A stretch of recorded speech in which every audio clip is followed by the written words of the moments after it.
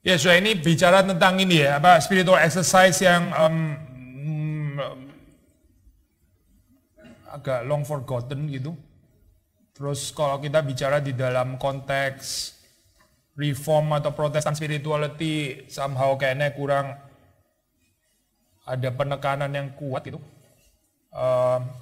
Tapi kita percaya konsep itu nggak betul gitu ya. Pertama gini saya, waktu kita bicara tentang reform spirituality ya, itu selalu ada kecurigaan gitu, both reform and Lutheran actually, bukan cuma reform tapi Protestant in general, kecurigaan terhadap spiritual exercise gitu, kecurigaan terhadap any kind of spiritual exercise dianggap seperti kayak itu keluar daripada human effort, keluar daripada kekuatan manusia, terus kemudian dianggap ntar ada bahaya legalisme lagi gitu ya. Legalisme sudah tahu kan ya, seperti kayak kita mencoba untuk membeli anugerah Tuhan melalui itu, ketakutan-ketakutan seperti itu. Tapi kita percaya itu meskipun bisa terjadi di dalam kehidupan kita ya, termasuk waktu kita berpuasa, itu nggak necessarily kejadian seperti itu. Kita bisa menghayatinya dengan lebih benar gitu. Apalagi kita di dalam reform spirituality kan kita percaya third use of the law itu ya. Orang setelah ditebus, dimerdekakan dari dosa, kan dia dengan sukacita, dengan spirit seorang anak, bukan spirit seorang budak, menaati Torah ya. Sudah pasti bukan untuk mendapatkan keselamatan gitu, bukan. Tapi sebagai ekspresi ucapan syukurnya. Di dalam hal ini puasa kalau ditaruh di dalam bagian itu menurut saya aman gitu. Jadi bukan di dalam bentuk legalisme ya, you harus gitu misalnya, tapi dalam pengertian you may ya, saudara boleh, saudara diundang, you are invited, dan kita akan mendapatkan manfaat dari itu, dari spiritual exercise. Bukan cuma puasa saja, yang lain-lain juga. Lagi pula di dalam reform spirituality kita juga bicara tentang means of grace itu kan, saudara tahu kan ya istilah ini, alat-alat anugerah. Memang Tuhan itu memberikan kepada kita anugerah itu gratis, cuma-cuma, free ya. Tapi di dalam penetapan Tuhan pun juga anugerah itu diberikan melalui alat-alat anugerah. Jadi waktu kita mementingkan alat-alat anugerah, itu kita bukan sedang menggeser the importance of grace. On the contrary, justru sebaliknya gitu. Kita afirmasi ya, theology of grace, anugerah itu diberikan Tuhan melalui alat-alat yang Tuhan sediakan. Baik itu pembacaan firman, ya, baik itu sakramen, perjamuan kudus, baik itu doa, ya, iman dan sebagainya, itu kan semuanya alat anugerah gitu ya. Jadi saluran-saluran itu Tuhan berikan di dalam kehidupan kita supaya kita juga bertumbuh melaluinya. Yang mempertumbuhkan bukan alat-alat anugerah itu, tapi Tuhan sendiri dengan anugerahnya. Alat-alat anugerah itu dipakai untuk mendatangkan anugerah di dalam kehidupan kita gitu. Sehingga penempatan di dalam sistematik teologi ini penting, karena kalau enggak kita terus-menerus suspicious, nggak ada poinnya ya akhirnya gitu.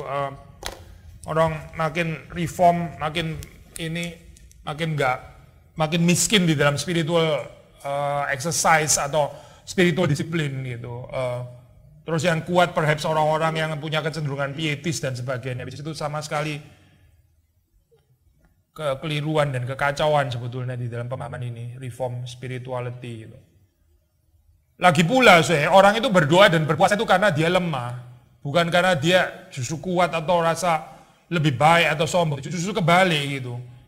Saudara yang berpuasa, termasuk ini saya bisa perluas ya, orang menginjili itu karena dia tuh bukan karena dia lebih baik daripada orang lain gitu, makanya dia terus menginjili. Oh, lu kok nggak menginjili gitu misalnya, saya menginjili, kamu nggak menginjili gitu. Aduh, saya bisa bilang kalimat yang sama, saya puasa, lu kok nggak puasa dan sebagainya. Itu lucu gitu, konsep kayak gini lucu gitu.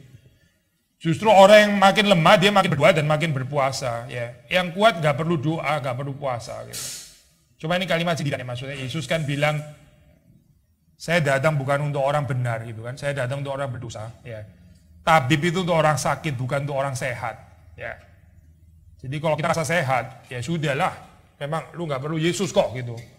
Kalau saudara rasa diri saudara kuat, kalau saudara rasa gereja saudara itu nggak ada masalah, baik-baik saja, ya nggak usah doa, bener, nggak usah doa. Tapi kalau saudara rasa gereja ini ada kekurangannya, perlu kebangunan rohani, dan mari kita bicara tentang doa dan juga puasa gitu. Intensifikasi doa ya, di dalam hal ini itu puasa. Nah, menjawab pertanyaan ini, orang seringkali mengatakan apa ini ya, bahwa puasa itu dianggap seperti kayak bayang-bayang perjanjian lama ya. Yang kemudian setelah Yesus datang itu sudah gitu ya, sudah apa? Sudah selesai gitu karena Yesus menggenapi itu gitu.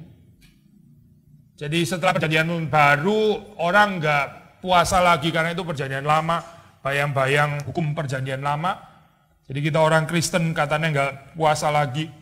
Tapi ini bertentangan dengan banyak ayat firman Tuhan sebetulnya. Kalau sudah baca Matius 6 ya.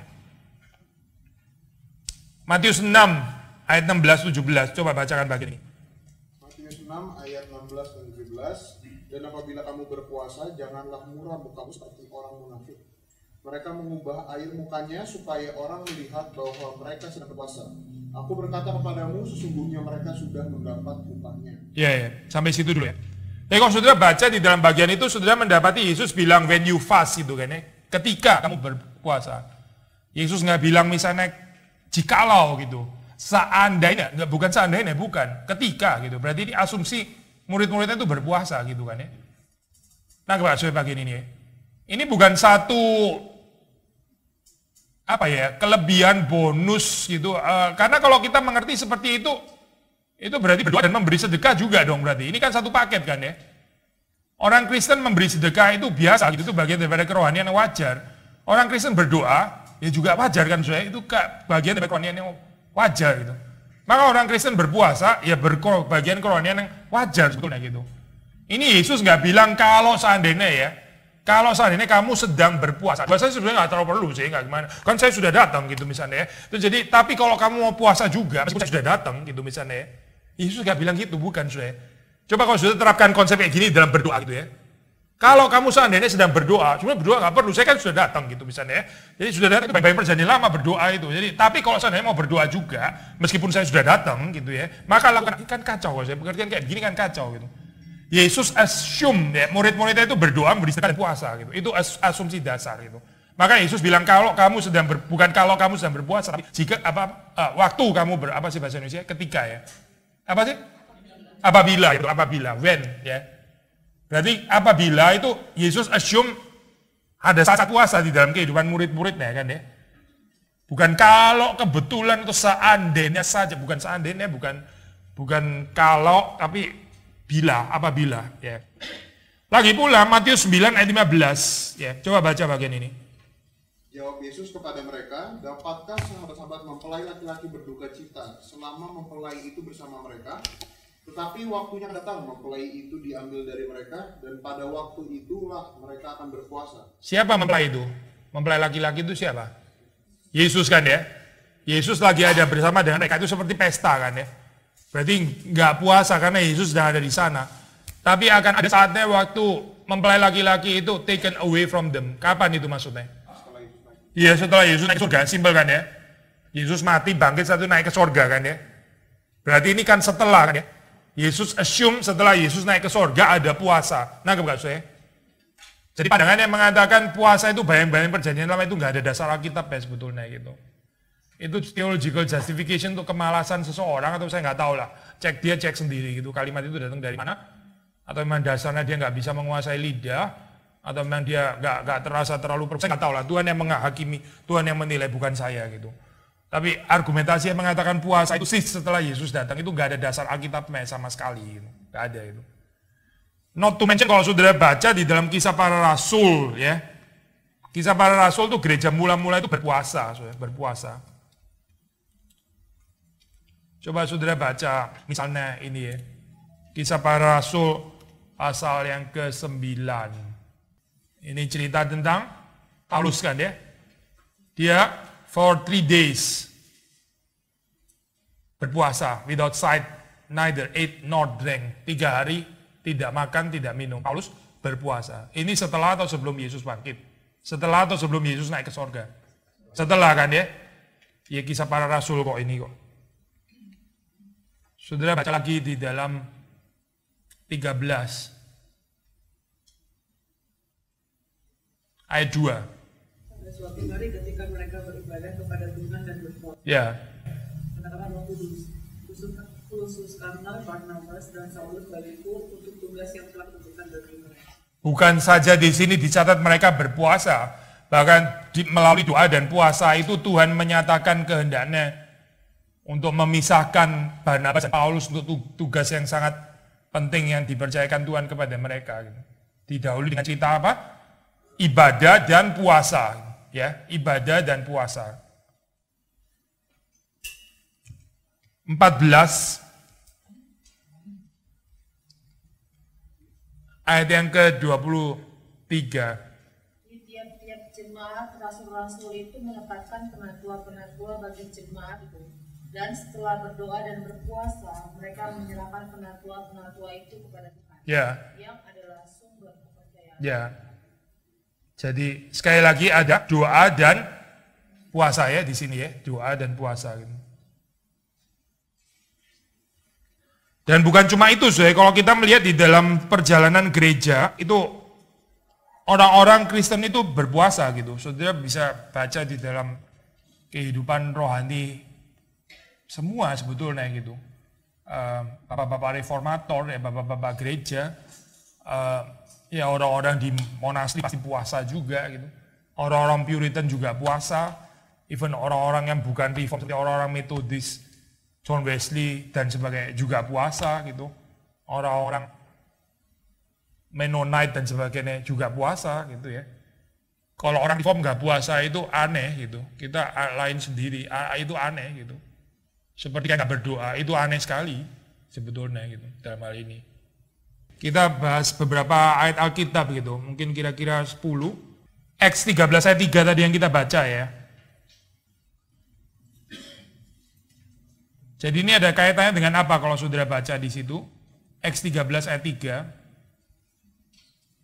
Acts 13 ayat 2 ya. Ayat 3.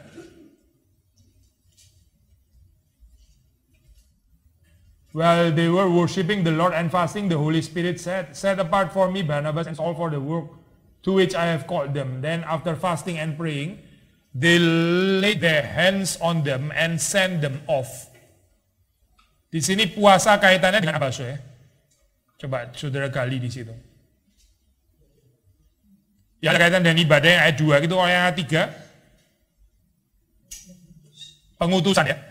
Saudara perhatiin ya, puasa terus pengutusan gitu. Puasa dikaitkan dengan pengutusan. Coba baca Yoel 2 ayat 12. Yet even now declares the Lord, return to me with all your heart, with fasting, with weeping, and with mourning.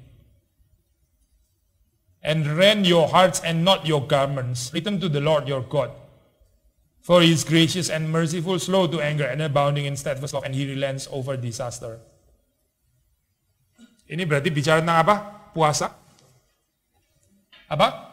Pertobatan ya, jelas ya, sudah lihat kan ya, pertobatan gitu. Jadi kita berpuasa itu apa? Itu kaitannya dengan pertobatan gitu. Lalu coba baca, tadi yang kita baca sekali lagi ya, Acts 14, ayat yang ke-23 ya. Tadi kita sudah baca ya. And when they had appointed elders for them in every church with prayer and fasting, they committed them to the Lord in whom they had believed. Kaitan doa dan puasa dengan apa di sini? Pengangkatan penatua kan ya? Maksudnya apa doa dan puasa di pengangkatan tua-tua apa hubungannya gitu? Coba saya baca lagi ya. And when they had appointed elders for them in every church, with prayer and fasting, ya, they committed them to the Lord. Memang di situ prayer and fastingnya kaitannya lebih dekat dalam kalimatnya itu committed them to the Lord itu kan ya. Tapi kita juga bisa lihat di dalam pengertian pemilihannya itu sendiri gitu. Jadi ini kaitannya dengan apa gitu? Iya betul, as simple as that, betul. Supaya jangan salah milih. Ini kan appointed elders gitu loh, maksudnya ini mereka puasa gitu, mereka mengumpulkan itu, mereka cari kehendak Tuhan, mereka cari pimpinan Tuhan nah untuk hal ini gitu. Ayo, coba waktu saudara pilih diaken waktu itu puasa enggak? Nah ayo coba, doa mungkin juga enggak loh. Wah ini gimana kita kayak gini nih, mereka doa dan puasa loh. Apakah ada perbedaan antara tadi dengan IPL atau kalau dengan kaitan dengan sekarang gimana ya? Iya gini, jadi gini saya, even di dalam ini ya, Ordo Salutis Reform itu sudah nggak boleh salah ya. Orang itu bertobat dulu baru diampuni loh dosanya gitu. Conversion itu precedes forgiveness of sin. repentance ya, itu precedes forgiveness of sin. Bukan forgiveness of sins dulu baru repentance, bukan. Masa itu nggak ada di kafir itu. Bahwa orang bisa repent itu anugerah Tuhan, itu betul gitu. Anugerah Tuhan mendahului orang repent, that is betul gitu. Roh Kudus menggerakkan orang bertobat, itu betul gitu. Tapi forgiveness of sin itu setelah orang itu bertobat. Ya, jadi bertobat dulu, baru setelah itu anugerah pengampunan deh. Bahwa orang sendiri bisa bertobat, itu juga pekerjaan anugerah Tuhan. Anggap ya poin ini ya. Jadi kalau saya khawatir dengan saya bertobat, nanti saya kayak nggak bergantung sama anugerah Tuhan. Saya nggak tahu itu datang dari mana prinsip itu gitu. Karena justru dalam Alkitab mengencourage kita untuk bertobat gitu. Dan itu setiap hari. Kalau saya baca di Lukas itu ya, pertobatan setiap hari. Nah bagaimana saya bisa puasa untuk pertobatan? Sebelum bicara tentang pertobatan, saya mesti tahu bahwa saya ada masalah dalam kehidupan saya perlu bertobat gitu kan ya. Benar kan saya? Sebelum saudara ke dokter, saudara mesti rasa kalau saudara sakit dong. Kalau kita nggak sakit ya apa poinnya saya ke dokter gitu kan. Ya benar kan? Jadi puasa kalau dikaitkan dengan pertobatan, saya mesti, itu asumsinya adalah saya perlu ada yang perlu bertobat di dalam kehidupan saya. Waktu ini nggak ada urgensi puasa akhirnya gitu. Jadi ya itulah, puasa dalam konteks pertobatan sangat bergantung dengan perasaan berdosa. Nineve saudara tahu ya, Nineve itu kan ya. Setelah Yunus ngomong kalimat itu mereka berpuasa kan ya. Karena mereka tahu mereka ada persoalan di situ. Gitu. Bagian itu kalau nggak ada gitu ya nggak ada puasa gitu. Saya paling takut gereja itu rasa dirinya baik-baik gitu. Dan mungkin secara morally orangnya memang baik-baik gitu. Itu paling susah, paling susah. Gitu. Sensitif kalau dikasih tahu ini gereja bermasalah, sensitif gitu. Tersinggung, dia bisa tanya, apa memang masalahnya? Kita salahnya di mana gitu. Ya ini loh saya, ini loh. Persoalan kayak gini. Lalu mau bicara puasa, jadi seperti lelucon gitu. Jadi percayaan doa, kayak lelucon. Memang kita apa sih gitu? Ada orang menggelapkan uang gereja dah, kok sampai kita mesti perlu pertobatan. Siapa yang salah sih sebetulnya? Gitu. Siapa sih yang ada orang berzina gitu misalnya? Tuh, ini loh coba saya. Berarti ini apa sih? Ini semacam self-righteousness yang kita mungkin nggak sadar di dalam bagian ini. Gitu. Whether secara gereja, secara pribadi, secara keluarga, secara negara, ya secara negara. Kalau kita negara sih selalu ada alasan lah ya. Kalau kita lihat di negara kita, kayaknya kita cukup punya alasan lah kenapa kita perlu ada puasa. Iya betul kan saya ini. Negara kita banyak persoalan, setuju kan? Tapi kalau saudara lihat gereja, keluarga, nggak tentu loh. Benar, bisa nggak tentu loh. Negara kita sih ada persoalan. Gereja saya, benar nggak ada persoalan saya. Atau jadi mesti dicari-cari dan sebagainya. Ini bergantung semuanya gitu.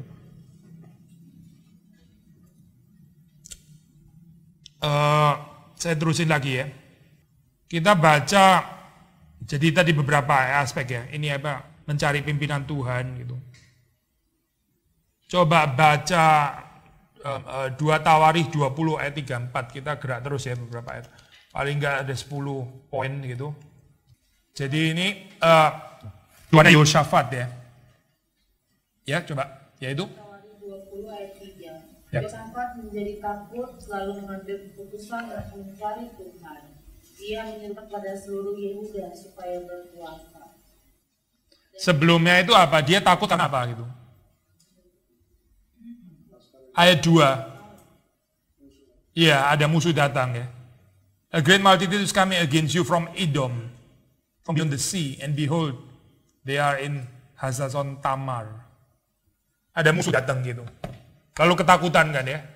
Ketakutan bisa dipakai Tuhan untuk orang itu ini, puasa gitu. Gentar di dalam keadaan ini. Yang paling takut itu waktu orang itu berani salah gitu. Berani yang salah maksudnya ya. Gak ada rasa takutnya gitu. Itu justru susah loh puasa actually gitu. Kalau sudah ada ketakutan itu ada bagusnya. Karena di situ bisa membawa kita untuk bergantung kepada Tuhan. Lebih berdoa dan berpuasa gitu. Justru karena takut gitu.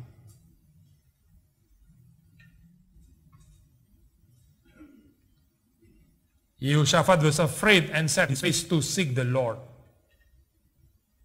Tuhan kadang-kadang pakai dalam kehidupan kita yang agak mengancam gitu ya, atau mengancam supaya kita mencari Dia, gitu, supaya kita bergantung kepada Dia.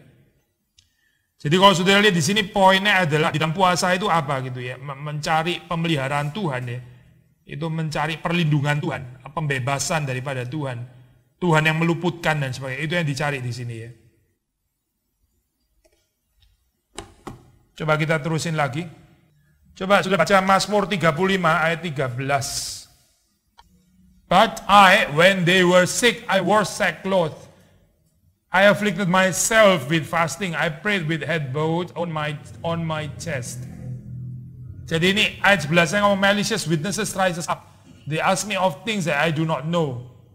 They repay me evil for good. My soul is bereft. Jadi pemazmur di sini meratap ya, bahwa dia itu kebaikannya dibalas dengan kejahatan gitu ya. Padahal terus dikatakan ayat 13, waktu mereka sakit ya, orang-orang ini sakit ya, si pemazmur ini apa? Berpuasa. Afflicted myself with fasting. Coba saudara bisa gali apa bagian ini puasanya? Puasa di sini dikaitkan dengan apa gitu? Apa? Bukan cuma permohonan nih, jadi duka cita, lebih precise bukan cuma duka cita, kalau duka cita ya banyak sudah duka cita. Sekali lagi ya, when they were sick. Saudara nangkep gak sih poin ini? Ada yang unik di sini yang nggak ada di ayat-ayat lain. Puasa dikaitkan dengan apa? Apa? Siapa yang sakit? Bukan cuma orang lain, musuh ini di sini gitu. Nangkep gak sih? Puasa itu ada kaitannya dengan keluasan hati di sini. Ini bukan just any kind sakit. Kalau yang sakit saya, ya udah sakit saya puasa. Nggak salah sih, saudara sakit sudah puasa boleh juga. Tapi ini yang sakit itu orang lain, dan that orang lain itu musuh loh. Yang melakukan kejahatan kepada pemazmur. Dan dia ini puasa untuk orang-orang kayak begitu gitu. Ini kerohanian kita ya, kalau nggak nyampe ke sini kita lihat berapa jauhnya daripada Alkitab gitu. Puasa untuk sendiri aja nggak, gimana ngomong puasa untuk orang lain. Puasa untuk orang lain, gimana puasa untuk musuh coba saya. Itu jauh banget itu. Gerakannya itu jauh banget, itu levelnya itu nggak tahu berapa tahap sampai ke sana. Jadi pemazmur ini berpuasa untuk orang-orang yang akhirnya melakukan kejahatan kepada dia. Memang betul sebelumnya gitu.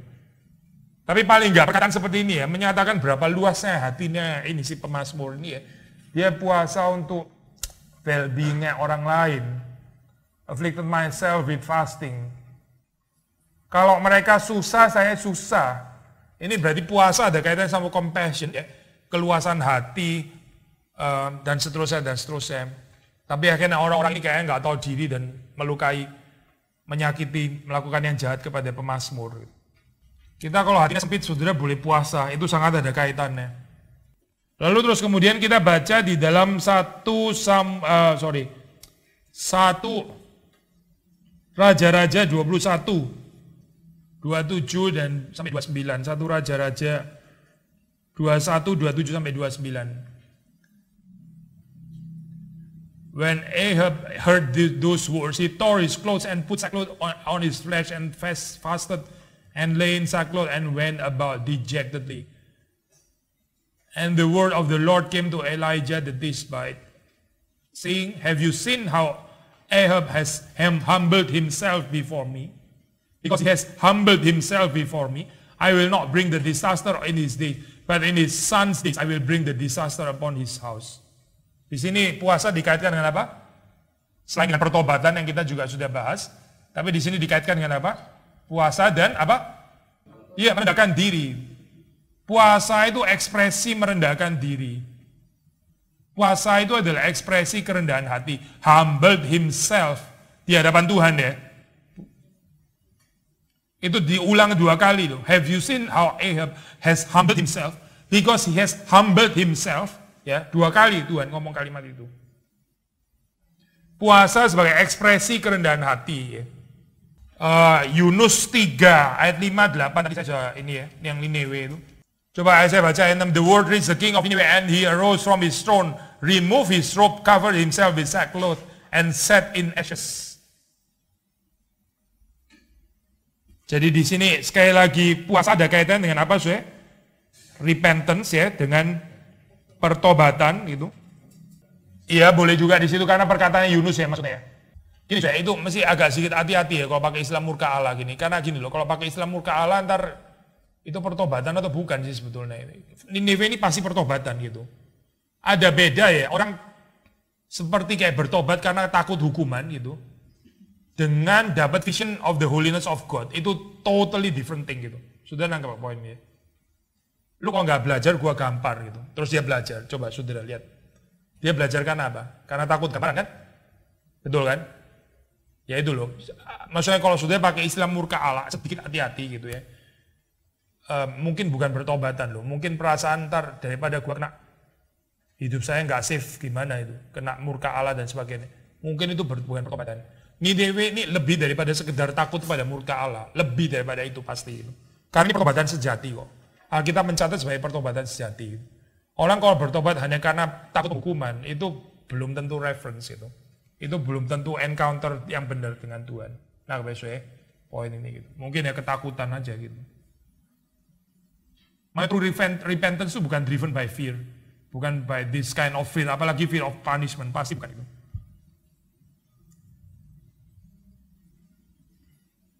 Memang dalam kalimat Yunus itu kalimatnya singkat sekali ya, 40 days Nineveh shall be overthrown. Kan kalimat cuma itu kan ya. Tapi ini apakah mereka gini kuasa karena takut ntar kalau di overthrown gimana gitu. I don't think so.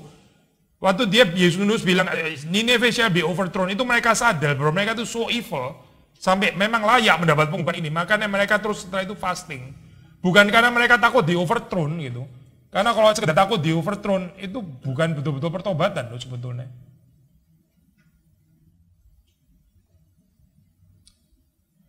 Orang kalau ngaku baru setelah ketahuan itu hoax, itu pertobatan gitu. Saudara ngerti kan poinnya kan? Atau baru ntar lu tak perkarain terus habis itu dia ngaku bertobat, itu pertobatan gitu. Itu bukan pertobatan, bukan. Itu takut masuk penjara mungkin gitu.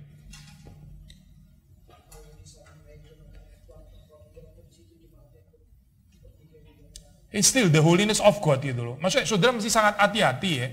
Mengembangkan konsep dengan ketakutan-ketakutan. Our God bukan terrorize, bukan gitu. Tapi dia show His holiness iya gitu. Waktu Jonathan Edward Scott bahas seperti itu ya, menyatakan konsentrasinya bukan di murka Allah nih gini loh. Kenapa Allah murka gitu? Itu ada di baliknya karena dia kudus gitu. Dan ini berdosa. Murka dong pasti. Karena kudus dan berdosa. Apa? Ya murka pasti gitu. Tapi kalau sudah tangkap murkanya gitu ya, itu ntar misleading gitu. Ntar saudara lihat pendeta juga kayak gitu lagi ya. Atau hamba Tuhan yang suka murka-murka. Terus habis itu saudara kayak takut sama dia. Gak menolong apa-apa. Hamba Tuhan itu juga masalah. Kalau bawaannya murka-murka tok gitu. Akhirnya jemaatnya masalah, hamba Tuhan juga masalah. Gitu. Creating false God. Ini apa gambaran false. Tuhan kita itu bukan Tuhan yang mempertobatkan kita karena dia marah-marah gitu. Saya nggak tahu ya, saudara latar belakangnya papamu suka marah-marah atau saya nggak tahu lah, itu your childhood saudara beresin sendiri di hadapan Tuhan. But if seandainya your parents modelnya kayak begitu, jangan dibawa ke Tuhan gitu. Itu bukan true image of God, bukan gitu. Tuhan kita murka itu terutama dia kudus dan kita itu memang sangat patut untuk dapat murka. Karena kita melesetnya banyak sekali kok gitu. It's just okay kalau dia bukan cuma okay, memang harus. Layak kalau dia murka, tapi saudara kok tangkap murkanya gitu ya. Terus saudara daripada saya murka mendingan saya bertobat. Ini nggak beres kayak begini. Itu ntar nggak akan menggerakkan cinta kasih, nggak akan gitu. Karena cinta kasih itu adalah muncul dari pengertian holiness of God yang murka tapi mengampuni. Ini loh. Yang seharusnya murka tapi dia mengampuni gitu. Nah itu baru pengertiannya benar gitu. Kalau cuma murka-murka tok ya sedikit mirip sama kepercayaan yang lain gitu. Takut ini alatnya model seperti polisi yang potong tangan atau apa itu bukan Kristen, bukan. Dan saya nggak percaya sih orang-orang di Ninewe karena itu gitu. Saya jangan mengembangkan spiritualitas ke arah sana, itu sangat asing untuk reform spirituality gitu. Itu namanya servile fear. Tahu servile? Itu servant sudah tahu ya. Servile fear itu takutnya Buddha gitu, bukan takutnya anak. Ya. Jangan mengembangkan konsep servile fear, itu nggak menolong kemana-mana. Coba sudah baca itu ya, hamba yang ketiga itu ya. Yang akhirnya binasa itu ya. Dia punya ketakutan kan? Ya itu loh, ketakutan seorang Buddha gitu. yang pikirannya paranoia dan sebagainya. Ya, kan. Takut kepada ini ya Pak. Ya di situ memang bukan bilang kamu karena pikiran dia pikir Tuhan itu kejam gitu. Gak ada dukungannya di dalam Alkitab ataupun di dalam sejarah reform, gak ada dukungannya. Orang bertobat karena murka Allah itu sama sekali gak ada dukungannya. Holiness of God. Edwards itu bilang kalau ada satu atribut yang paling atas dari Tuhan itu His holiness. Itu betul-betul ada kalimat seperti itu. Dari semuanya ya, itu yang paling tinggi. Ini Edwards ya, gak tentu mutlak sih perkataannya. Tapi menurut teologinya Edwards yang paling tinggi daripada semua yang membawai semua atribut, kalau ada satu itu namanya holiness. Sudah pasti bukan wrath, bukan gitu. Saudara jangan ganti holiness sama wrath, itu sangat ini loh Pak. Menyesatkan nanti untuk spiritualitas kita gitu. Jadi kekristenan yang ditakut-takuti gitu. Gini loh, kalau Tuhan bilang Ahab merendahkan diri, itu kita nggak usah curiga lagi gitu. Ini kan Tuhan yang ngomong tentang Ahab kan. Lihatlah, kamu lihat nggak Ahab merendahkan diri? Ini yang ngomong siapa? Tuhan kan? Ya, Tuhan mungkin nggak salah ngomong gitu. Ketipu sama fenomena Ahab, mungkin nggak? Nggak mungkin kan? Ya udah, berarti kita terimanya Ahab memang benar-benar merendahkan diri. Dari mana? Karena Tuhan yang ngomong gitu. Simpel kan ya? Maksudnya Elia nggak bilang sebentar, kayaknya lu terlalu positif deh mikirnya gitu. Menurut saya Ahab ya, kalau dari track recordnya, saya tahu orang ini cuma enggak ada, dikasih kayak gitu enggak ada. Tuhan bilang dia merendahkan diri, yaitu merendahkan diri gitu. Ya, gini ya saya. Ahab ini memang kan ya, tokoh yang negatif dalam Alkitab ya. Gitu. Kita itu gini, jangan kalau orang Jawa bilangnya ngecing, tahu ngecing enggak saya? Lu salah terus dari dulu sekarang dan selamanya salah terus gitu. Lu baik terus dulu sekarang dan selamanya. Ini namanya enggak benar kayak gini. Kita kaget orang seperti Ahab kok ya bisa ada baiknya gitu. Kita kaget gitu. Mungkin saudara ntar jangan kaget kalau orang baik ternyata juga bisa ada kelemahannya itu loh. Orang baik ya digambarkan seperti baik terus jatuhnya nggak tanggung-tanggung gitu. Itu sangat mungkin. Orang jahat yang kayak Ahab memang benar sih jahat gitu ya. Ternyata Tuhan bilang dia merendahkan diri. Kita kaget, gak mungkin deh Ahab merendahkan. Allah bilang merendahkan diri. Maksudnya di dalam kejahatan seseorang bisa ada pertobatannya sejati. Di dalam kebaikannya seseorang bisa ada kejatuhan yang nggak tanggung-tanggung. Itu bisa mesti bikin kita gentar gitu. Daripada kita bikin klasifikasi orang jahat dan orang baik. Terus orang jahat nggak ada baik-baiknya, orang baik nggak ada jahat-jahatnya. Itu bukan prinsip firman Tuhan gitu. Even di dalam Chinese filosofi aja mereka ngerti bagian ini secara common grace ya. Di dalam hitam ada putihnya, di dalam putih itu bijaksananya tinggi sekali. Bukan hitam semuanya hitam, putih semuanya putih. Di dalam hitam ada putihnya, di dalam putih ada hitamnya. Itu sangat tinggi loh itu bijaksana itu, meskipun bukan Alkitab itu. Kita terusin dulu ya dari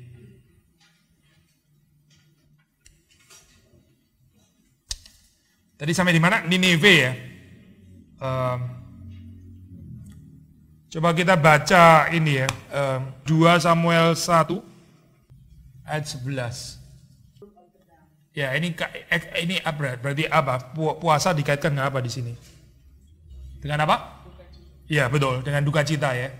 Orang puasa waktu dia sedih itu. Ya, ini puasa sebagai ekspresi kesedihan gitu. Grief, duka cita ya, puasa gitu.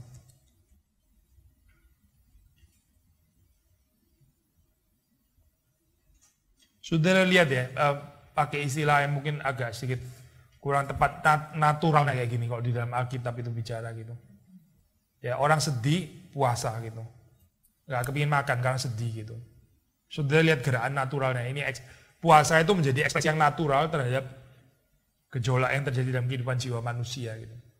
Tapi kalau di dalam gereja kontemporer, puasa seperti kayak selalu jadi sarana untuk supaya doa diintensifikasi supaya lebih dijauh Tuhan. Nggak sepenuhnya salah gitu, tapi sangat-sangat reduktif jadi konsep puasa itu. Ini nih nggak cari sesuatu loh, ini justru mengekspresikan sesuatu. Karena saya sedih maka saya berpuasa gitu. Dan juga dia berpuasa juga bukan supaya saya dihibur gitu. Ini bukan mau dihibur, bukan. Jadi karena dia sedih, dia ekspresi ini dalam puasa gitu loh. Nggak ngarepin apa-apa, ekspresi kesedihan gitu. Tapi kapan kita puasa waktu kita sedih gitu? Mungkin waktu kita sedih kita bukan berpuasa, tapi kita malah cari penghiburan gitu ya. Penghiburan bukan dalam artian consolation atau comfort, tapi entertainment gitu. either game lah atau channel TV lah atau nonton video atau apa atau makan-makan lah dan sebagainya dan seterusnya gitu. Akhirnya kita punya kehidupan kesedihan itu jadi nggak dalam gitu karena nggak ada ekspresinya yang mendukung. Gitu. Kita kalau bisa cepat-cepat keluar daripada grief gitu kan ya. Kita maunya itu yang nggak ada grief gitu. Tapi kalau di sini mereka puasa. Ya oke, ada tulisan juga for ini ya. For-nya itu for. Tapi for bukan di dalam pengertian untuk supaya, bukan, tapi karena, for di dalam pengertian karena di sini. Saya baca lagi ya. They mourned and wept and fasted until evening for Saul and for Jonathan.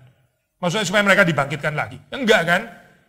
Puasa untuk apa? Untuk Saul dan Jonathan yang sudah mati itu. For the people of the Lord, untuk umat Tuhan. Ya apa? Ya yang kalah itu. Gitu. Lalu for the house of Israel, untuk apa? Rumah Israelnya apa yang hancur itu. Because they had fallen by the sword. Terus puasa setelah itu.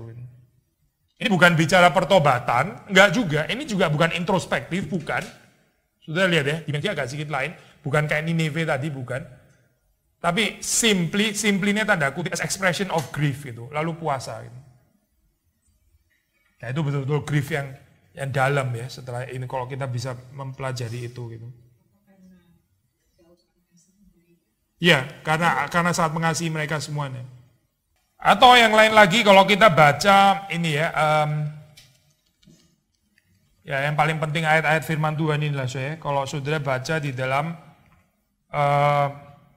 Nehemia 1 ayat 3 ya.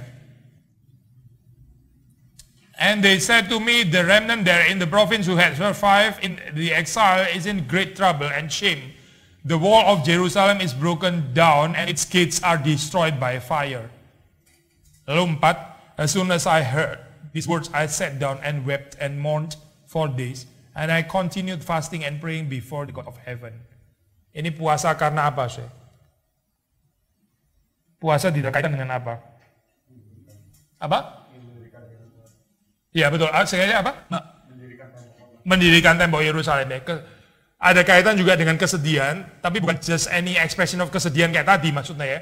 Tapi karena ada kaitannya dengan bait suci, dengan bait Allah. Ini lihat keadaan desolation Jerusalem, temboknya yang ini bicara tentang kehadiran Tuhan ya. Ini bicara tentang pekerjaan Tuhan yang rusak dan sebagainya. Itu yang membuat Nehemia itu berpuasa. Ada kaitan dengan ibadah ya, dengan tempat ibadah, dengan the presence of God. Dengan kota suci Yerusalem ya yang destroyed by fire gitu, itu membuat dia berpuasa. Ada kaitan dengan pekerjaan Tuhan yang hancur ya di sini. Mungkin 2 ayat lagi ya, yaitu dari Matius pasal yang keempat ya, di situ kan Yesus dicobai. Itu setelah dia berpuasa 40 hari itu ya. Kita nggak usah baca semuanya, kita tahu ya cerita itu gitu. Tapi di sini ada kaitannya apa? Puasa dikaitkan dengan apa? Dengan di dalam kehidupan Yesus, puasa di sini dikaitkan dengan apa? Ya oke, pencobaan, tapi kita bukan puasa supaya nata pencobaan kan, pasti nggak ada dong orang mau puasa kayak gitu. Bukan itu poinnya. Ini Yesus puasa ini momennya di mana gitu? Ya betul, persiapan pelayanan gitu. Jadi ini puasa untuk persiapan pelayanan. Jadi Yesus itu mulai persiapan pelayanan itu dengan puasa di situ. Kalau sudah membaca ya. Setelah dia dibaptis, ini kan inaugurasi kan ya, ini kayak inaugurasi pentabisan gitu ya, yang pasal 3 itu. Setelah itu dia ke wilderness kan, dipimpin oleh roh ke wilderness, lalu terus kemudian di situ dia berpuasa gitu. Itu sebelum dia memulai pelayanan. Jadi inaugurasi pentabisan, puasa ya, dan di dalamnya ada pencobaan, lalu setelah itu baru masuk ke dalam pelayanan gitu. Nah ini mirip sekali dengan Paulus yang tadi kita bacakan, sama kan ya. Dia puasa 3 hari, terus setelah itu masuk ini kan ya, di dalam kehidupan berikutnya gitu. Satu lagi Lukas ya, 2 ayat yang ke-37 ya. Itu adalah tentang Hana. She was advanced in years, having lived with her husband 7 years, dan seterusnya. And then as a widow until she was 84. 84 umurnya. She did not depart from the temple, worshiping with apa? Fasting and prayer night and day. Worshipping with fasting and prayer night and day. Coba di sini puasa dikaitkan dengan apa? Ya, dengan ibadah ya, dengan penyembahan, dengan worshipping. Coba kalau saudara lebih detail lagi, ini fasting dalam kaitan apa gitu? Worshipping, fasting, prayer. Kalau worship and prayer lebih gampang kali jelasin ya. Waktu kita beribadah, kita juga berdoa gitu kan. Tapi ibadah, worshipping dikaitkan dengan fasting ini maksudnya apa gitu? Penggenapan janji Tuhan. Oke ya, setelah itu ceritanya ke situ benar ya, di dalam hal ini. Tapi secara konteks umum lah di dalam hal ini ya, saudara bisa pikirin ya, worshipping dan fasting itu kaitannya kira-kira gimana gitu. Oke, ini catatan sih. Worshipping itu apa sih substance ya? Lalu fasting itu apa intinya gitu? Fasting itu kan saudara apa sih? Merendahkan diri. Oke, merendahkan diri. Jadi kata sambungnya merendahkan diri. Worship merendahkan diri, puasa merendahkan diri. Oke. Iya. Gini deh, saya tanya, worshiping itu apa sih intinya gitu? Worshipping God itu apa berarti di situ? Hah? Saudara kalau hari Minggu itu saudara ngapain di situ? Ya saya miss satu kalimat yang penting yang nggak keluar. Yaitu apa? Gini deh, gini. Saya mulai proses dari fasting aja ya. Waktu saudara fasting, itu saudara apa yang saudara lakukan? Saudara nggak makan gitu kan ya? Atau nggak makan dan nggak minum ya? Terus setelah nggak makan itu apa? Sekedar nggak makan. Kalau saudara nggak makan namanya diet gitu. Kalau bedanya diet sama fasting itu apa gitu?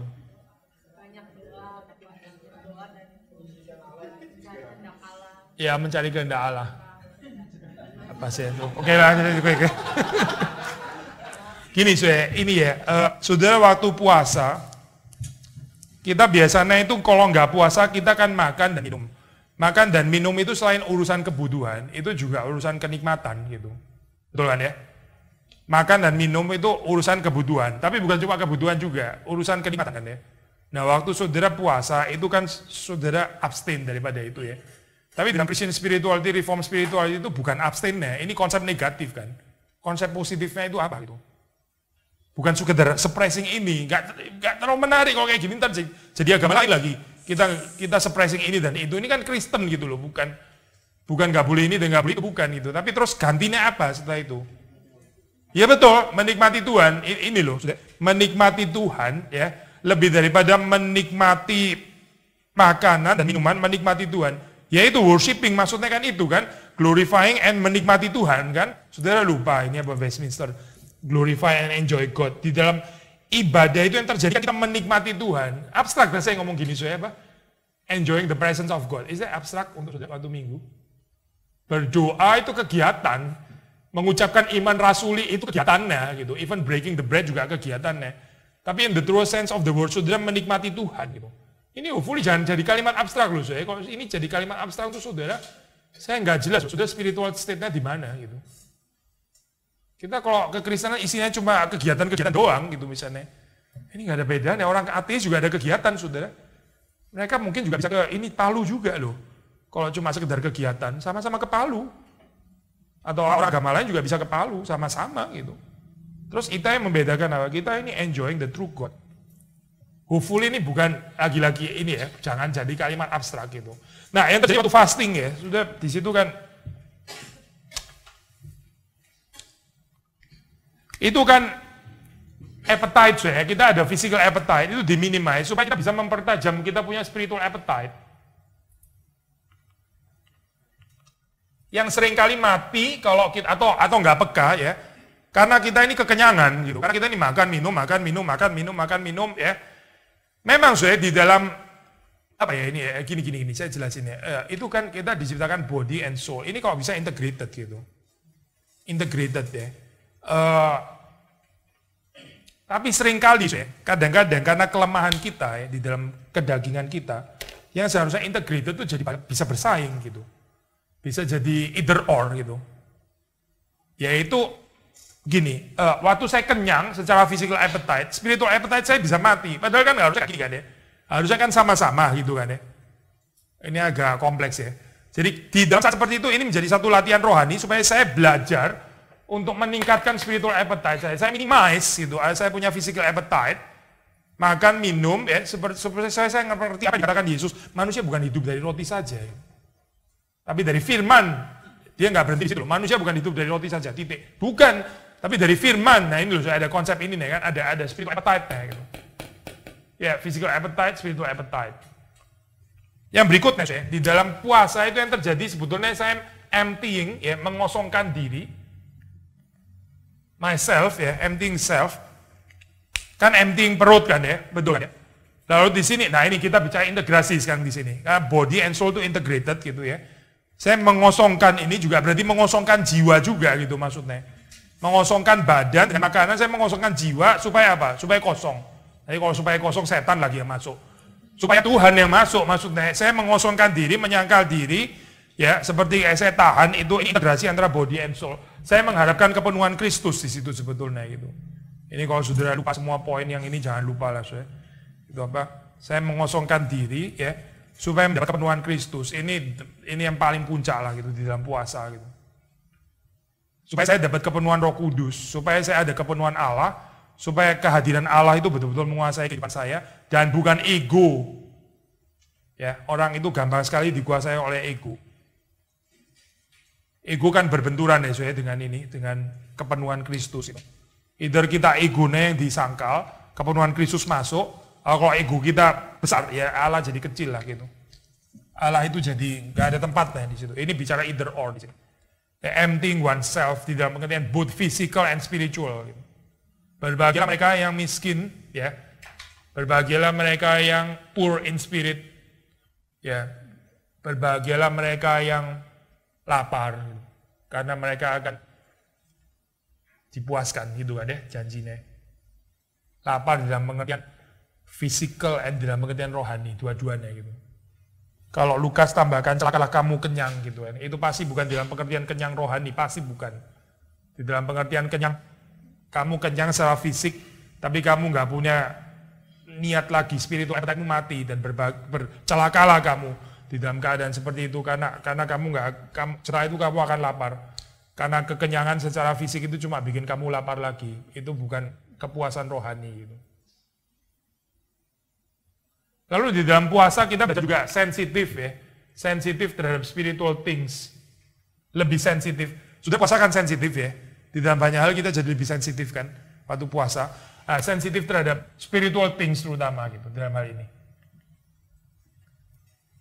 Maksudnya kita ini dalam hidup ini bukan cuma urusan dengan hal-hal yang kelihatan ya, bukan cuma dengan kebutuhan yang kelihatan, tapi juga kebutuhan yang tidak kelihatan gitu. Itu kita jadi tajam melihatnya waktu saudara berpuasa. Saudara masuk ke dalam dunia rohani. Biasanya dunia rohani bukan nggak ada, tapi kita nggak tajam melihatnya gitu. Saudara bisa lihat bahwa kita sedang ada di dalam peperangan rohani. Kalau kita nggak puasa mungkin kita nggak bisa lihat. Mungkin kita lihat ya nggak ada apa-apa kok gini, nggak ada mata untuk lihat itu gitu. Lalu kita juga belajar self control di situ ya, belajar self control dalam pengertian apa? Karena waktu kita puasa kan kita lapar, ya ini fisikal lah dalam hal ini ya. Kita lebih gampang capek, kita lebih gampang ngamuk, kita lebih gampang tersinggung karena kita lapar kan. Saudara pernah lapar, saudara lebih gak sabar nggak? Pernah kan? Kalau kita kenyang kan bisa sabar-sabar aja gitu ya. Waktu kita lapar itu pencobaannya besar gitu. Sudah lapar orang salah jalan lagi, bisa gitu kena macet 2 jam, waduh. Tidak benar bisa marah gitu kan ya, karena apa? Karena lapar. Kalau nggak lapar sih nggak masalah gitu. Dan lapar itu membuat orang itu jadi ini loh apa keadaan apa monsternya kita itu semuanya kelihatan gitu. Lalu dalam keadaan itu kalau kita belajar bisa self control, berarti kita self controlnya itu sampai kepada yang bawah itu, bukan self control permukaan maksudnya. Ya kalau kita nggak puasa, saudara sabar, itu sabarnya mungkin belum teruji. Gitu. Waktu kita puasa, saudara masih bisa sabar, mungkin saudara benar-benar sabar gitu. Karena itu teruji sampai kepada kedalaman itu. Waktu orang puasa itu, Daud pakai istilah afflict myself dalam bahasa Indonesia, aku menyiksa diriku bila puasa ya. Di dalam puasa itu ada aspek asketik memang di dalam, betul gitu. Ini Alkitab yang bilang ya, afflict myself, aku menyiksa diriku dengan berpuasa ya. Ini penyiksaan agak jarang loh kalimat kayak gini dalam Alkitab, tapi ini dalam pengertian yang positif itu. Maksudnya aspek asketik yang benar gitu. Supaya apa? Ya ini salah satunya supaya kita bisa punya self control. Ya. Oke, coba ya kita baca Yesaya 58 ayat 6-8. It's not this the fast that I choose. It's not this the fast that I choose, to loose the bonds of wickedness, to undo the straps of the yoke, to let the oppressed go free, and to break every yoke. Ya, jadi, is it not to share your bread with the hungry, and bring the homeless poor into your house, when you see the naked to cover him? Jadi intinya di sini puasa dikaitkan dengan apa? Poinnya tadi? Kesembuhannya siapa ini maksudnya? Ya orang lain, betul. Orang lain itu penting itu. Jadi puasa di sini lagi-lagi dikaitkan dengan ini ya, dengan orang lain, dengan tindakan compassion, dengan liberation, dengan deliverance dan sebagainya. Maksudnya gini ya, puasa yang cuma ritual, tapi terus kemudian nggak ada kepedulian terhadap sesama, termasuk kepedulian sosial, itu nggak ada artinya di hadapan Tuhan. Gitu. Puasa ini yang beautiful ya, waktu ini ya Pak, di dalam perjanjian lama, orang itu punya roti ya, dia rotinya segini, dia mau kasih orang ya, ini kelaparan kan ya, dia puasa in order to be able, supaya rotinya ini bisa dinikmati sama orang lain gitu. Kalau saudara dan saya sekarang, saya nggak harus puasa untuk kasih orang makan kan ya, saya punya banyak uang, beliin, lu mau berapa, 17 bungkus, masih bisa saya beliin gitu. Tapi saya sendiri juga makan. Saya nggak usah kelaparan, saya masih kasih 17 bungkus ke 17 orang gitu misalnya ya. Tapi kalau zaman dulu ya, dia mau kasih orang lain kenyang, itu dia jadi lapar gitu. Ada pengorbanan di sini. Makanya ada kalimat mengatakan itu ya, apa orang yang memberi dari kekurangan, betul, bukan memberi dari kelimpahan. Memberi dari kekurangan, dan itu puasa ya. Jadi saudara nggak makan supaya makanan ini bisa dikasih kepada yang lapar. Di sini kan dibaca, is it not to share your bread with the hungry? Itu your bread gitu. Yang kamu harusnya bisa makan karena your bread kok. Tapi kamu kasih ke orang yang lapar gitu. To bring the homeless poor into your house. Hospitality ya, menjamu orang. When you see the naked to cover him. Intinya adalah urusan ini ya, protection of the weak gitu. Adalah apa ini?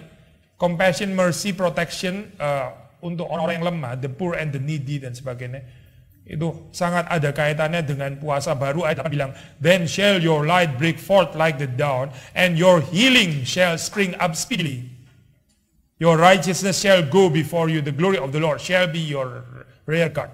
Your healing shall spring up speedily. Tadi bicara tentang kesembuhan ya. Kesembuhan apa? Kesembuhan yang paling penting yaitu kesembuhan daripada penyakit ketidakpedulian masyarakat. Gitu. Itu kan penyakit kayak gitu itu. Penyakit orang yang hidup untuk dirinya sendiri, itu kan penyakit. Ini mesti dihil dong kayak gini. Lalu melalui latihan puasa kita bisa belajar untuk lebih punya cinta kasih, kepedulian care terhadap orang-orang yang di sekitar kita gitu. Jadi di sini saudara lihat puasa itu dimensinya bukan cuma vertikal doang, tapi very much ada kaitannya dengan horizontal urusan, event sosial gitu. Jadi ya sama Tuhan iya, sama diri sendiri ya. Ini misalnya self control, ini kan bicara ngomong diri sendiri kan ya. Self control penguasaan diri ya. Ini kan bisa saya dan saya berarti gitu kan. Tapi juga ada aspek dengan orang lain gitu. Itu kalau mau diterusin lagi ada aspek dengan ini ya Pak. Cinta yang lebih rendah. Kalau di Israel kan itu ada tahun yang tanam mesti istirahat kan ya. Tanam mesti istirahat itu berarti nggak menghasilkan dosa ya. Ini ada semacam kayak puasanya. Tinggal ngomong puasa sih memang betul, tapi saudara nangkep ya kaitan-kaitannya ya. Tanam istirahat berarti saya makan apa dong setelah ini kan. Ada kayak semacam puasanya kan. Itu healing the ground sebetulnya gitu. Jadi ini dimensi puasa itu kosmis ya. Saya Tuhan, saya sesama, saya ciptaan yang lebih rendah. Ecological ya misalnya ya. Itu ada kaitan dengan puasa. Saudara kalau makan terlalu banyak, apalagi makanannya banyak bungkusan plastik gitu misalnya ya.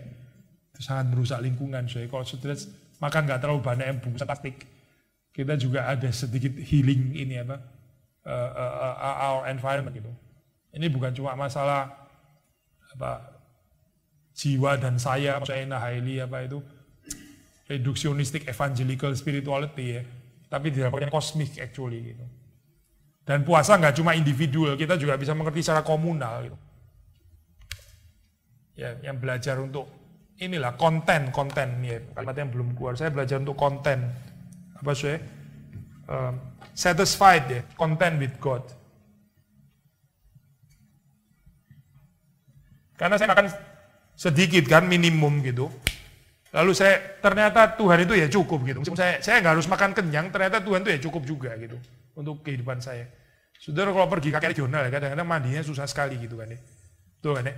Terus kita mandi minimum cuma mungkin 2 gayung gitu ya. Untuk seluruh mandi 2 gayung penuh. Karena memang airnya nggak terlalu ada juga. Setelah kita keluar dari mandi 2 gayung ternyata ya bisa juga loh sebenarnya. Kita baru sadar di Jakarta tuh biasanya terlalu boros itu airnya gitu. Waktu balik itu pakai kayaknya sungkan sekali ke ban, matiin. Sebenarnya 2 gayung cukup gitu. Kan kita ini terlalu foya-foya ya, sampai banyak hal kita nggak bisa konten gitu.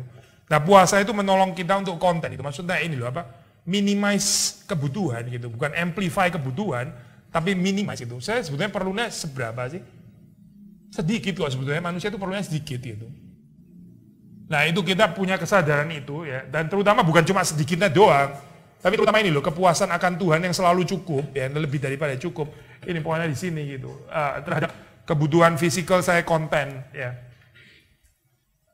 Ya bisa, permintaannya maksudnya ya. Dan dia bilang siapa tahu Tuhan ini. Sampai akhirnya mendapat konfirmasi ketika anaknya mati, justru dia baru selesai. Betul, ya benar. Ya, kesungguhan dia berdoa ya. Jadi nggak harus salah, saudara jangan nilai bagian kayak begini kayak antroposentris atau apa gitu. Kalau Tuhan jawab ya Tuhan jawab, kalau Tuhan nggak jawab ya Tuhan nggak jawab gitu. Anyway, kita melihat di dalam cerita ini Daud tetap terima kedaulatan Tuhan juga gitu kan ya. Jadi jangan dilihat terlalu kritikal waktu dia puasa, ini egois nih puasanya ini karena boleh saja gitu. Ini ada permohonan yang intensifikasi doa melalui puasa ya. Maksudnya menyatakan bahwa ini soal yang sangat serius. Perkara ntar akhirnya Tuhan jawab iya atau enggak, nah itu urusan lain gitu. Ya. Kalau di dalam aplikasi sekarang itu mungkin misalkan pada saat ya ada KKR, KPN, kita juga bisa berdoa dengan sungguh-sungguh dengan berpuasa begitu. Iya. Pasti bisa. Even kalau anak saya sakit keras, saya doa puasa juga boleh kok. Maksudnya lebih nggak rohani kayak gini ya. Maksudnya ya ini apalagi kalau untuk doa KKR dan juga pasti oke. Tapi kayaknya lebih mirip sama yang tadi kita ngomong pekerjaan Tuhan gitu ya. Pekerjaan Tuhan itu doa puasa dalam kaitan pekerjaan Tuhan itu. Tapi kalau ini benar-benar urusan pribadi sih gitu. Itu pun juga oke. Intensifikasi doa. Tapi dengan kesiapan terhadap kedaulatan Tuhan ya. Tuhan bisa jawab, bisa juga menolak gitu. Ya, cerita ini menarik karena setelah anaknya mati justru Daud langsung makan gitu kan ya. Bahwa dia pergumulan sudah selesai gitu. Jadi Tuhan jawab doanya itu dengan negatif. Tapi bagi Daud itu ya berarti sudah selesai puasanya gitu. Itu menyatakan dia betul-betul bisa menerima keputusan Tuhan di dalam hal ini. Buktinya dia pesta, dia makan. Gak pesta sih, tapi maksudnya keluar daripada puasa terus langsung makan gitu ya. Berarti sudah selesai gitu pergumulan. Apa? Iya, sudah bisa makan.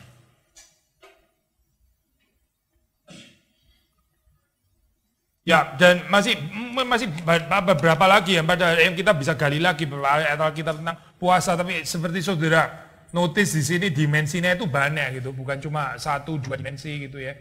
Even waktu diarahkan dengan kesedihan gitu misalnya, kesedihan di dalam pengertian apa? Kesedihan bisa sekedar ekspresi ya, kesedihan juga bisa kesedihan untuk mengharapkan setelah itu apa gitu ya, bisa macam-macam gitu ini nih artinya gitu. Matius 6, ya oke. Ya ini juga bagiannya saya lupa, thank you sudah ini ya. Mungkin satu lagi, ada kaitannya antara puasa dan integritas ya, integritas hidup gitu. Tapi memang bukan cuma puasa sih, memberi sedekah iya, berdoa juga gitu. Semuanya dalam hal ini kan spiritualitas mirip ya, bicara tentang ketersembunyian kan. Maksudnya bukan untuk dipamerkan gitu. Waktu kita puasa dan enggak pengumuman gitu ya, enggak pakai corong gitu. Nah itu kita belajar untuk memelihara kehidupan spiritualitas yang berintegritas. Maksudnya saya melakukan sesuatu itu nggak harus diketahui orang lain gitu dalam hal ini gitu. Puasa bisa menjadi latihan untuk memelihara atau mengembangkan kita punya integritas gitu. Sama halnya juga dengan berdoa di kamar sendiri atau memberi sedekah yang nggak diketahui oleh tangan yang satunya dan sebagainya ya. Memang bukan cuma puasa betul, tapi puasa juga termasuk di dalam hal ini ya. Yang menarik di sini kan dikatakan ini ya, waktu kamu fasting may not be seen by others, your father who is in secret, Your Father who sees in secret will reward you. Ya, jadi di dalam puasa ada reward. Ini reward bahasa sangat Matian ya, sangat khas Matius gitu. Pakai reward and punishment itu bahasanya Matius itu. Reward kalau kita di dalam sistematik teologi, apalagi kita reform, kita bedain dengan merit ya. So merit itu bukan reward, bukan dalam karena kita berjasa loh, bukan. Tapi karena ini dalam konteks deuteronomistik teologi, barang siapa taat ada diberkati ya, yang nggak taat akan ada. Deuteronomistik teologi sudah tahu ya. Matius itu sangat dipengaruhi sama ini deuteronomistik teologi. Jadi ada kaitan waktu orang itu hidup benar ya, Tuhan akan membalas dengan kebaikan. Kalau waktu orang hidupnya nggak benar ya, dia akan menerima malapetaka dan sebagainya. Itu di-affirm di dalam Matius itu. Jadi di sini waktu kita memelihara kerohanian dalam berpuasa, Tuhan itu juga akan reward di dalam pengertian yang positif ya di sini ya. Nah, pertanyaannya itu rewardnya apa?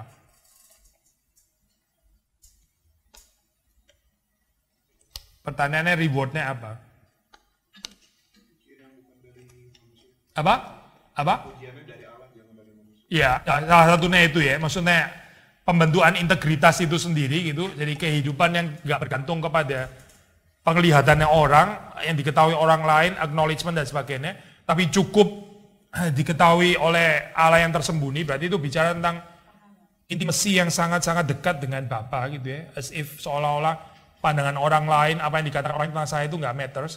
Yang betul-betul matters itu bagaimana Tuhan melihat saya gitu kan ya. Itu sendiri sudah reward kan ya di dalam hal ini. Maksudnya memelihara ketersembunyian itu sendiri gitu. Rewardnya apa lagi? Reward paling tinggi apa sih di dalam puasa? Reward paling tinggi apa sih di dalam puasa? Apa? Iya betul. Reward yang paling tinggi di dalam puasa itu adalah diri Allah sendiri. Gak ada lagi yang lebih tinggi dari itu. Roh Kudus, Kristus, Bapa, ya itu reward yang gak ada yang lebih tinggi lagi daripada itu. Yang kita kejar waktu puasa itu harusnya itu gitu, terutama. Dan itu sudah mencakup semua yang lain ya. Sudah mencakup semua yang lain. Kalau tambah lagi satu ini ya, waktu kita puasa, kita jadi lebih bisa membedakan ya, apa artinya kita satisfied dengan the giver, satisfied atau content dengan the giver lebih daripada the gift, daripada pemberiannya gitu. Waktu kita puasa itu kan kita abstain dari makan minum, itu kan pemberian Tuhan kan, the gift of God, bukan dosa loh itu. Tapi saya belajar waktu saya puasa, saya lebih mau menghargai, menikmati the giver, pemberinya, itu lebih daripada berkat yang dia sediakan, or even his protection, atau even apa ya, tapi Tuhan sendiri gitu, Tuhan dan kehadirannya itu lebih daripada apa yang dia sediakan untuk saya. Waktu saya kurang puasa, saya kurang tajam bedain itu gitu. Saya kontennya terhadap Tuhan itu, konten satisfied-nya itu selalu disertai dengan kecukupan nasi dan ikan teri dan semua yang kita suka itulah ya. Kita kontennya itu selalu ada kayak apa ya? Kalau mau dibilang itu kayak belum teruji gitu loh. Saya bukan bilang munafik ya di sini ya. Saudara waktu makan, sebentar makan kan kita di luar ya. Saudara mengucap syukur, saudara menikmati. Saudara bisa bilang saya sedang menikmati Allah. Boleh saja. Saya juga nggak boleh judgmental. Lu kayaknya munafik deh ngomong kayak gitu. Nggak tahu sih gitu. Mungkin sudah betul menikmati Allah. Tapi menikmati Allahnya itu seperti kayak periode Ayub waktu dia belum bangkrut itu loh saya. Dia takut kepada Allah, dia beribadah kepada Allah. Iya, nggak tentu munafik, nggak tentu. Tapi terus setan kan mengusulkan, coba lu ambil semuanya. Nanti kita ngomong lagi, benar nggak dia fear you gitu. Nah waktu diambil semua ternyata Ayub masih fear God kan. Nah ini baru benar-benar fear God berarti gitu. Kalau tadi itu apa? Mungkin bukan munafik juga, tapi somehow belum teruji gitu loh. Nah kalau saudara puasa ya, saudara bilang saya konten video, memang saudara konten gitu. Apalagi kalau saudara puasa di wilderness lebih konten lagi. Apalagi kalau nggak ada wifi, lebih konten lagi gitu. You konten dengan ada wifi, ini campur Tuhan plus wifi sebetulnya gitu. Ya kalau betul-betul mau konten dengan Tuhan, coba matiin itu semua yang lain gitu. Nanti kita ngomong lagi, Tuhan itu betul-betul ini nggak bisa satisfy your life atau enggak gitu. Atau malah gelisah gitu kan. Nah kalau kita gelisah, itu menunjukkan bahwa sahabat kita itu bukan di dalam Tuhan, tapi di dalam wifi gitu misalnya ya. Atau di dalam Facebook atau apa gitulah. Saya yakin sudah punya pengalaman waktu kita berdoa ya, itu kan nggak langsung ini kan ya.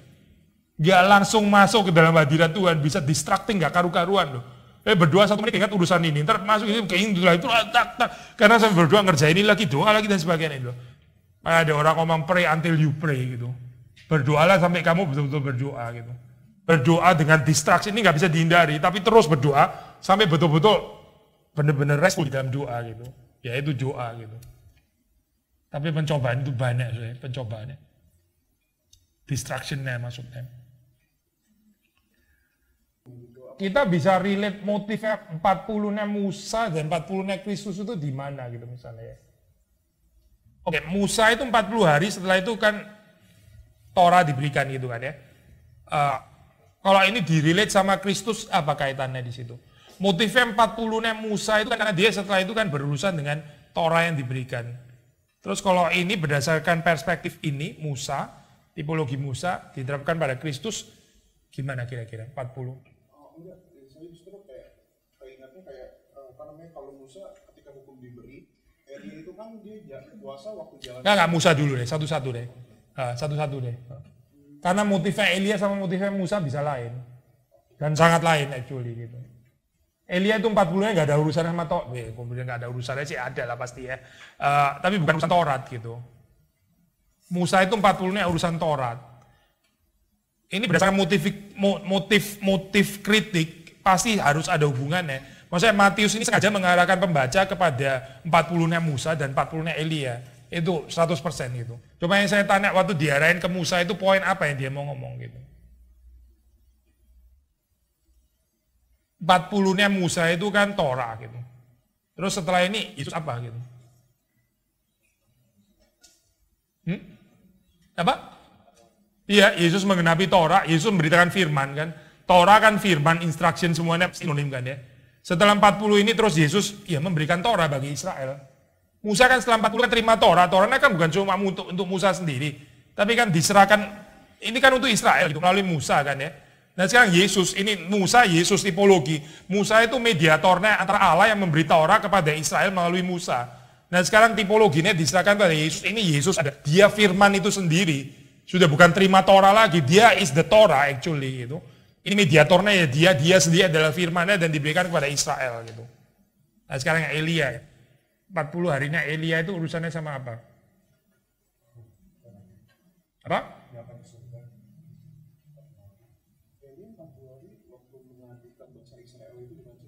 Ya coba baca deh, baca coba.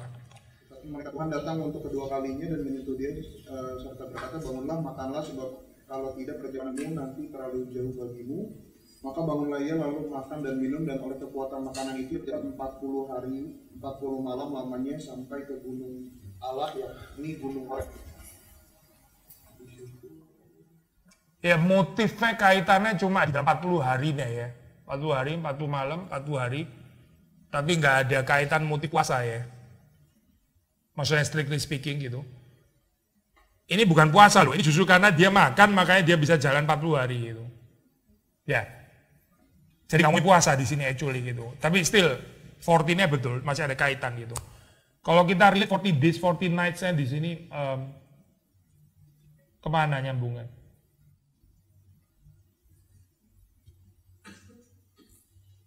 Motif 40.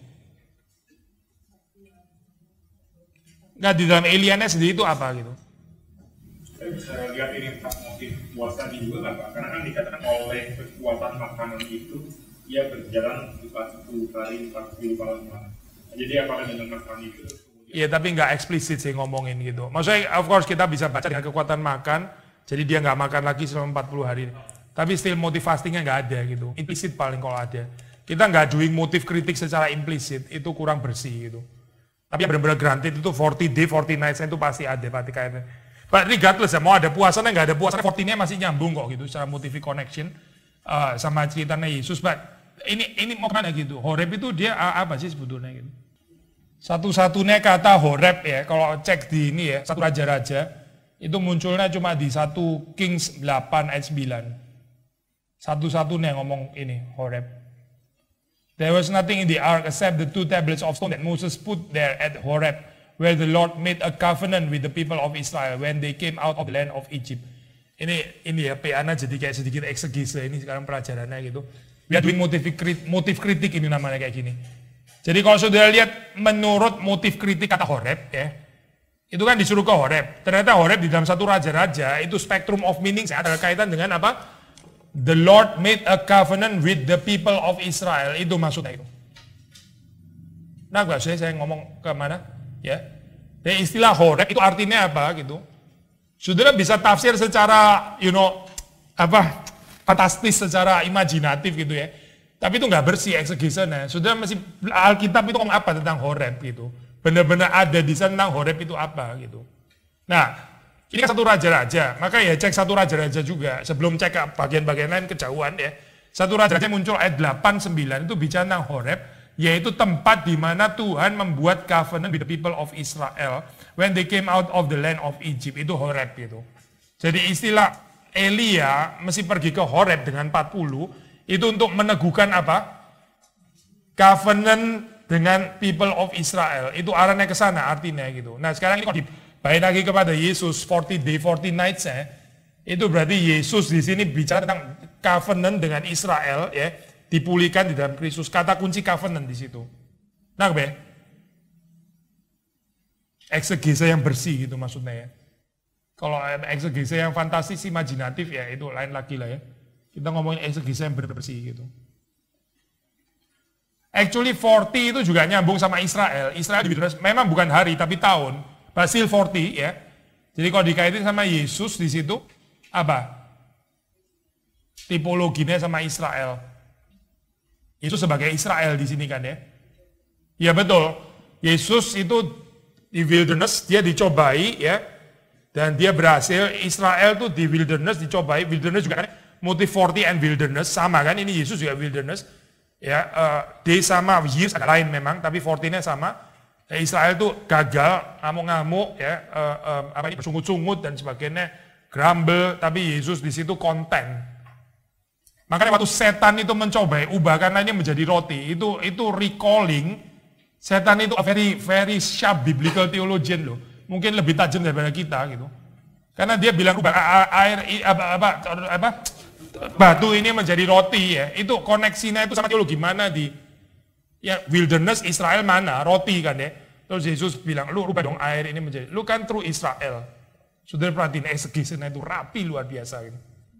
Ini kan 40, Israel 40, wilderness. Tinggal satu mananya mana.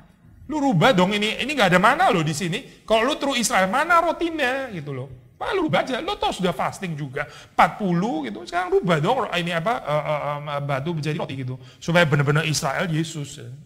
Sudah lihat nggak? Exegesennya setan luar biasa bersih. Exegesennya kita dibanding eksegesi setan bisa kekaru-karuan, saya ini fantastis, imajinatif dan nggak ada dasarnya sama sekali gitu ya. Tapi dia of course persoalannya bukan di dalam exegesennya, tapi di dalam jiwana yang motivasinya nggak benar setan maksudnya gitu ya. Tapi kalau sudah lihat secara eksegese itu sangat nyambung tradisi ini gitu dengan roti. Nah maka waktu dilihat di sini ya, terus Yesus jawab manusia bukan hidup dari roti saja gitu. Dibalin lagi kepada cerita Israel kan ya, manusia bukan hidup dari roti saja, tapi dari firman Allah yang keluar dari mulut Allah. Affirming cerita Israel yang dijawab Yesus gitu. Nah ini kalau dikaitin sama puasa ya balik lagi ya, contentment di sini lebih precise itu dengan firman Allah gitu. Puasa konten dengan Allah, konten dengan firman Allah, di mana itu cukup sederhana saja gitu. Roti itu sederhana saja. Kalau di dalam kasus Yesus malah depending di situ ya, untuk mengafirmasi kecukupan Israel dengan firman Allah gitu. Manusia bukan hidup dari roti saja tapi dari firman Allah.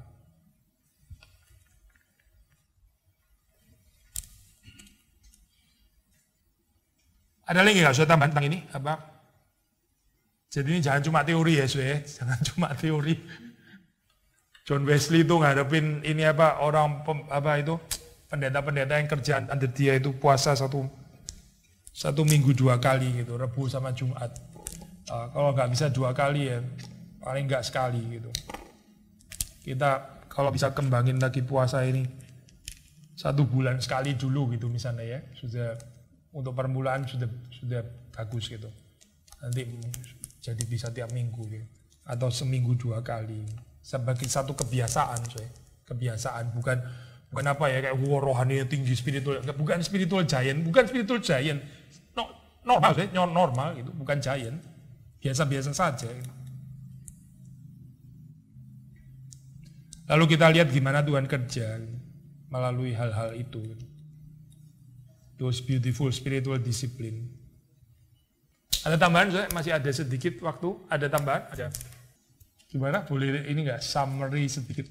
Meskipun nggak bisa disummary hanya dengan 1, 2, 3 kalimat ya, tapi apa kira-kira yang paling penting? Apa? Enjoying God ya, enjoying God. Terus? Ya bertobat, kaitan pertobatan. Terus apa? Ya ini perlu dijelasin lebih. Ini kok cuma kalimat gini bisa ngambang banget ini tafsirannya gitu. Sakitnya dalam pengertian apa, terus siapa, terus di dalam hal apa dia disembuhkan, apa itu penyembuhannya dan sebagainya ya. Ya, ketidakberdayaan kita ya. Ya, rendahkan diri. Mengharapkan Tuhan. Menajamkan spiritual appetite, itu penting loh saya, menajamkan spiritual appetite itu. Ya, ya betul. Iya betul. Ya. Ya benar. Ya intimacy. Tadi kalau sambungnya bagian itu yang Yesus bilang akulah roti hidup gitu kan ya. Waktu kita puasa itu kita belajar mengerti apa itu artinya Yesus bilang akulah roti hidup. Itu apa sih maksudnya gitu? Kalau roti yang kita makan ya itu roti sehari-hari, roti jasmani kan ya. Kita makan kita jadi kuat gitu kan ya. In a physical way. Gak salah, ini ya berkat Tuhan. Tapi kita mau mengerti waktu Yesus bilang, aku roti hidup, itu artinya apa gitu. Apa? Enggak, saya bukan tanya, ini kalimat, ini satu statement actually, kok malah dijawab. Oh, saya belajar musiknya kurang dalam. Sampai nadanya salah. Ya, maksud saya, ini kalimat pernyataan gak ada tanda-tanda yang belakangnya gitu. Ya. Kan Yesus bilang akulah roti hidup gitu. Berarti dia tuh makan rohani kan. Ya kan? Nah, itu kita belajar itu kebenaran itu kedalamannya ya, bukan teoretikal. Teoretikal sih kita tahu semua lah gitu. Tapi kedalaman kalimat itu ya in experiential way di dalam kehidupannya nyata itu apa artinya itu kita belajar waktu kita puasa gitu. Kalau kita nggak puasa, kita susah mengerti kedalaman kalimat akulah roti hidup. Itu susah gitu, karena kita makannya terlalu kenyang soalnya gitu. Waktu kita minimize, ya roti jasmani minimize, kita ngerti apa itu Yesus. Yesus ngomong kalimat akulah roti hidup. Terus waktu dia bilang, aku memberikan kepadamu air hidup yang mengalir, itu kita ngerti itu maksudnya apa gitu. Roh Kudus yang diberikan itu kita ngerti maksudnya apa, air hidup itu maksudnya. Bukan air yang kita minum, kita haus lagi. Kan Yesus bilang gitu di Yohanes 4 kan. Tapi ini air yang akan mengalir di dalam kehidupan. Itu maksudnya apa kalimat itu gitu. Ya, waktu puasa kita lebih ngerti gitu kedalaman daripada ayat-ayat atau janji-janji firman Tuhan itu.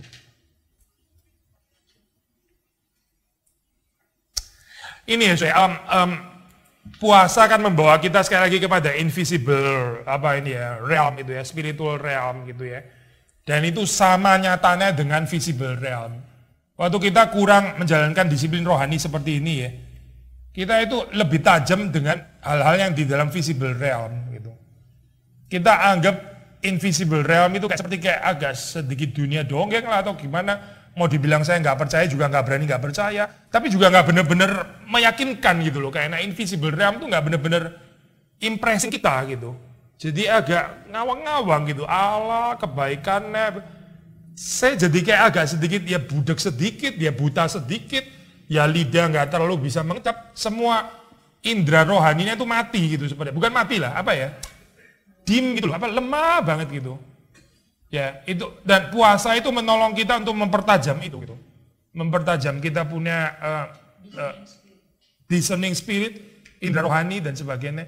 Bisa lihat ada peperangan rohani, ada bahaya, bisa lihat ada musuh-musuh rohani dan sebagainya gitu. Dan itu bukan manusia, itu iblis maksudnya gitu ya. Kalau kita nggak puasa, yang dilihat musuhnya manusia lagi. Visible realm, nah web itu nggak lihat invisible realm. Sama waktu saudara berdoa ya. The beauty waktu kita berdoa tutup mata, itu maksudnya kan saya nggak mau terlalu peka terhadap dunia yang kelihatan ya. Saya nggak mau terlalu peka terhadap dunia. Saya mau melihat dunia yang nggak kelihatan itu apa sebetulnya gitu. Makanya kita tutup mata. Tutup mata fisik, buka mata rohani kan ya. Maksudnya gitu loh. Ini jadi either or gitu di sini. Saudara harap jangan bingung ya. Tadi satu sisi kita bilang integrasi body and soul gitu kan ya. Sisi lain ada either or-nya juga. Bisa nangkep Pak? Ini juga kayak kontradiksi kan ya. Waktu saya mengosongkan diri, mengosongkan perut, mengosongkan ini ya, saya juga body and soul saya juga mengosongkan gitu. Ya ini integrasi ngomong di sini. Tapi ada saat-saat yang sifatnya itu kayak kontradiktif ya. Kalau saya mau mempertajam spiritual appetite dan saya minimize my physical appetite. Ini bukan integrasi, tapi jadi kayak either or gitu. Kenyang fisik dan kenyang rohani itu susah gitu. Ini nggak bicara integrasi body and soul di sini. Bicara satu meniadakan yang lain. Nah, kemudian poin ini ya. Hopefully sudah bisa lincah mengerti di dalam pengertian rohani. Ini bukan philosophical, ini apa pemahaman rohani gitu. Tapi maksud saya poin saya gini loh. Puasa ini nggak bisa jadi penggantinya puasa makanan dan minuman gitu. Saya nggak bisa bilang saya puasa ini gitu. Nggak bisa, itu bukan puasa. Bukan gitu. Itu belajar penguasaan diri nggak pakai ini namanya. Itu bukan puasa gitu. Kalau kita ngomong puasa, kita ngomong makanan dan minuman. Bahwa makanan dan minuman mau ditambah ini lagi. Mau ditambah cabut wifi, ya itu silakan gitu. Tapi makanan dan minumannya itu perlu di-include gitu di dalam pembicaraan puasa gitu.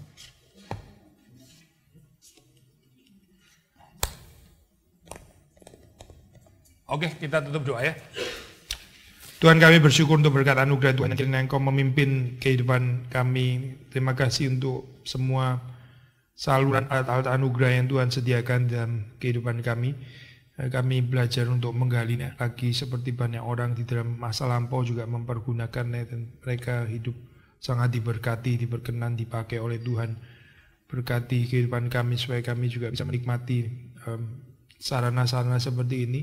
Dan Tuhan juga berkenan untuk memakainya untuk memperkaya kehidupan jemaat-Mu, memperkaya kehidupan gereja-Mu. Terima kasih Tuhan, demi Yesus Kristus kami berdoa. Amin.